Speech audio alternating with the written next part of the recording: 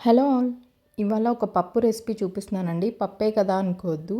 పప్పులో best award ఏదన్నా కానీ ఉంటే అది ఈ చింత చిగురు పప్పుకే ఇవ్వచ్చు. ఇందులో న్యాచురల్గా వచ్చే పులుపు ఉంటుంది. అబ్బా ఎంత బాగుందో పప్పు అయితే.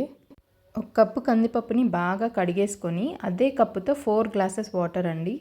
అలాగే కొంచెం పసుపు, 2 టమాటాలు, ఒక 6 నుంచి 7 వరకు పచ్చిమిరపకాయలు, ఒక ఆనియన్ ఇలా పెద్ద పీసెస్గా వేసుకొని కట్ చేసుకొని పెట్టేసి ఇలా అన్నీ వేసేసుకొని కుక్కర్లో ఒక 4 to 5 విజిల్స్ రానివ్వాలండి.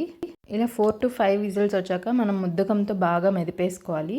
మన దగ్గర ఉండే చింత చిగురుని ఇలా కొంచెం చిన్న చిన్న ముక్కలుగా మనం చేత్తోనే అలా అనుకోవచ్చు. చింత చిగురు వేసాక మనం మళ్ళీ మెదపకూడదండి, అవి అలాగే ఉండాలి. అందుకే చేత్తోనే మనం అలా గిల్లుకుంటే మనకు సన్న ముక్కలుగా బాగుంటుంది.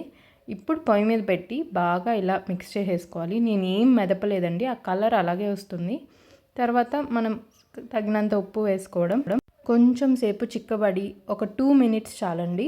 పప్పు ఉడికిపోయింది. 2 మినిట్స్ పొయ్యి మీద ఉంటే చాలు. ఇప్పుడు తిరగమాతకి మనం నార్మల్గా వేసుకునే ఆవాలు, జీలకర్ర, ఎండుమిరపకాయలు అండ్ ఫైనల్గా కొంచెం తెల్లగడ్డ.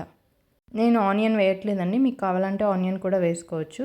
అంతే, మన చింత చిగురు పప్పు రెడీ. మీరు ఇది కానీ చేసుకుంటే మళ్ళీ మళ్ళీ అడుగుతారు మీ ఫ్యామిలీ అంతా. బట్ ఇది అంత ఈజీగా దొరికేది కాదు.